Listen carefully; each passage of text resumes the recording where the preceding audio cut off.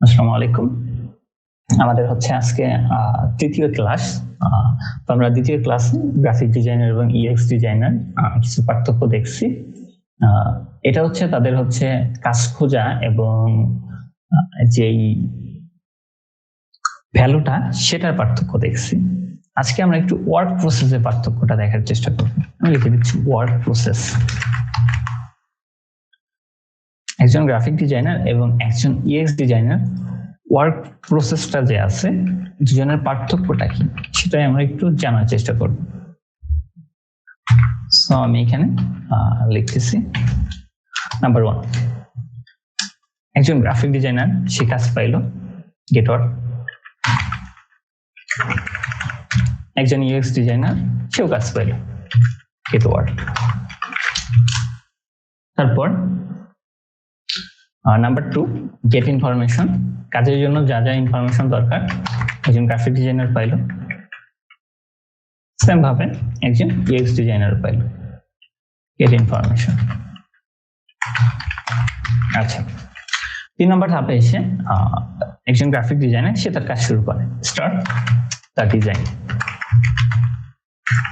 3 নম্বর ধাপে এসে একজন ইউএক্স ডিজাইনার কি করে? সে কিন্তু ডিজাইন শুরু করবে না, সে যেন তেন ডিজাইনও করবে না।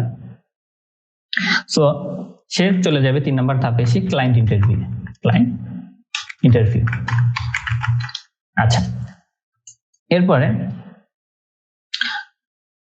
আচ্ছা ক্লায়েন্ট ইন্টারভিউটা কি আমরা সেগুলো নিয়ে পরে কথা বলবো। তো 4 নম্বর ধাপে এসে সে যেহেতু ডিজাইনটা স্টার্ট করছে সে একটা ডিজাইন করবে এবং ওয়ার্ক ডেমো সাবমিট করবে। সে ডিজাইনটা করছে, ওয়ার্ক ডেমো সাবমিট। 4 নম্বর ধাপে এসে একজন ইউএক্স ডিজাইনার সে কিন্তু এখনো ডিজাইন শুরু করবে না, সে কম্পিটিটর অ্যানালাইসিস করবে। Competitor analysis. 5 নম্বর ধাপে এসে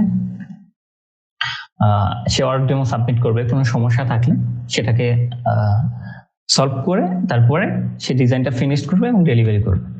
design finished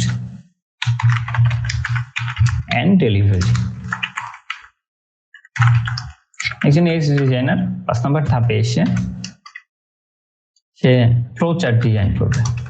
flow chart design. 6 নম্বর ধাপে এসে একজন গ্রাফিক ডিজাইনার সে তার কাজের পেমেন্টটা পেয়ে যাবে, গেট পেমেন্ট। দেখেন, একজন গ্রাফিক ডিজাইনার সে কাজ করে পেমেন্ট নিয়ে খেয়েও ফেলছে, এই বেচারা এখনো কাজ শুরু করতে পারে নাই।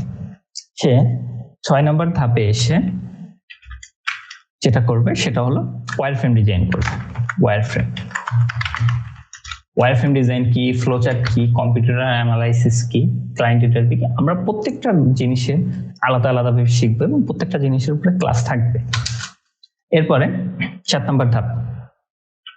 7 নম্বর ধাপে গ্রাফিক ডিজাইনের কোনো কাজ নাই, সে কাজ খোঁজা শুরু করলো, এটা ডেলিভারি করে। সে কিন্তু এখনো কাজ শুরু করেনি। আপনি যখনই ইউএক্স থেকে গ্রাফিক ডিজাইনে চলে যাবেন তখন আর আপনার কাজটা সহজ থেকে একটু প্যারায় চলে যাবে, কারণ আপনি যেন তেন ডিজাইন করবেন না, কারণ আপনি একজন ইউএক্স ডিজাইনার।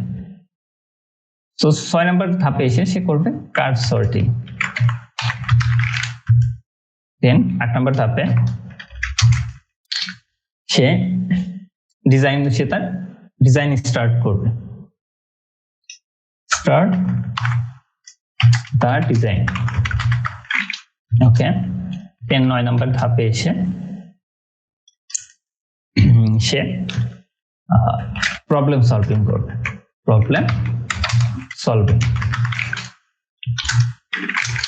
10 নম্বর ধাপে এসে সে ফাইনাল ডিজাইন ক্রিয়েট করবে। ফাইনাল, সে যে ডিজাইনটা করছিল, যে প্রবলেমগুলো ছিল সেই প্রবলেমগুলো সলভ করে সে ফাইনাল একটা ডিজাইন ক্রিয়েট করবে। ক্রিয়েট। তারপরে 11 নম্বর ধাপে এসে সে ক্লায়েন্টকে ডেলিভারি করবে এবং পেমেন্ট পাবে, গেট পেমেন্ট। তো এই ছিল একজন গ্রাফিক ডিজাইনার এবং একজন ইউএক্স ডিজাইনার ওয়ার্ক প্রসেসের ভিতরে পার্থক্য।